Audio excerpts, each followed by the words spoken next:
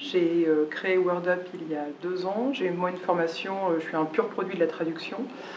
J'ai fait une formation, un master de traduction et terminologie, donc je suis traductrice et terminologue de formation, avec une spécialité en juridique.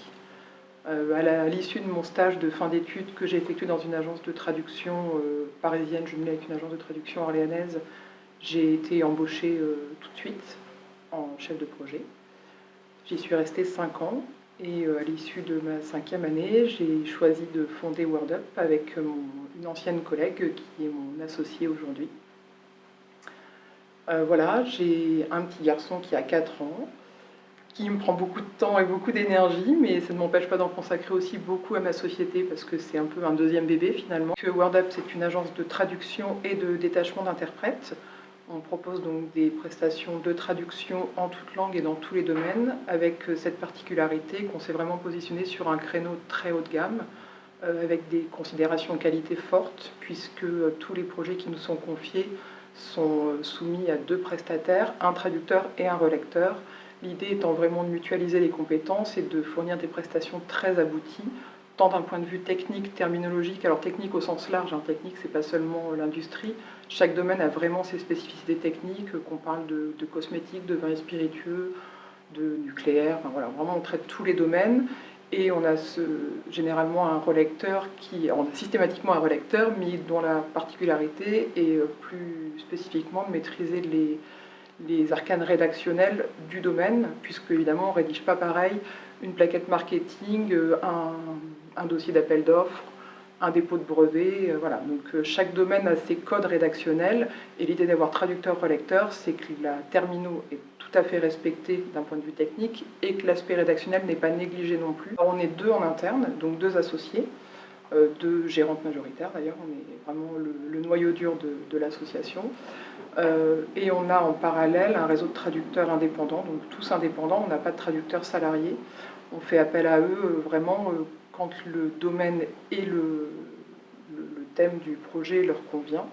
On a aujourd'hui à peu près 800 traducteurs, ce qui nous permet de vraiment répondre à des demandes dans toutes les langues et dans tous les domaines.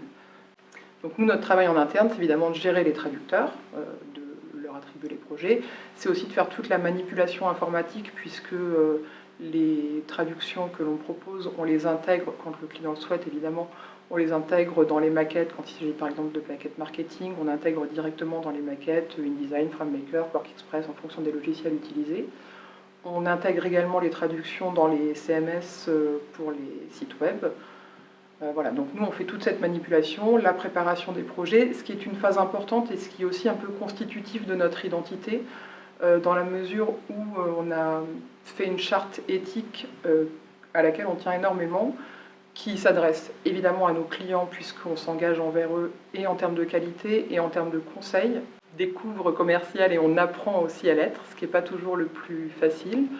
Peut-être aussi que quelque part ça fait notre force puisqu'on n'est pas des vendeuses, donc on dit souvent en rigolant qu'on ne vend pas du rêve, mais c'est assez vrai puisque quand on est consulté par un client, je pense que très rapidement les rouages se mettent en route en se disant quelle solution je vais apporter, mais quelle solution viable et quelle solution très opérationnelle je vais apporter pour faire en sorte que le projet se passe bien.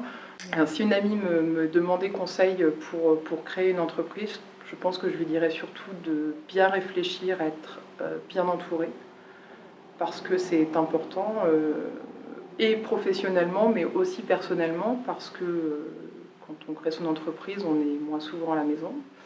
Donc ça veut dire qu'on a des contraintes de gestion du temps familial qui sont différentes, et si on n'est pas épaulé, rien n'est impossible, hein, mais néanmoins je pense que c'est plus compliqué, et ça permet aussi de travailler sereinement quand on sait qu'on n'est pas tout seul. Et puis je pense que je lui dirais surtout de ne pas jouer la politique de l'autruche et de bien regarder en face tous les problèmes qui peuvent se présenter à elle pour qu'elle puisse justement les prendre à bras-le-corps et être honnête avec elle-même, être honnête aussi avec ses forces et ses faiblesses. On en a tous, il faut savoir en jouer, il faut savoir aussi travailler dessus, se former et bien connaître son marché.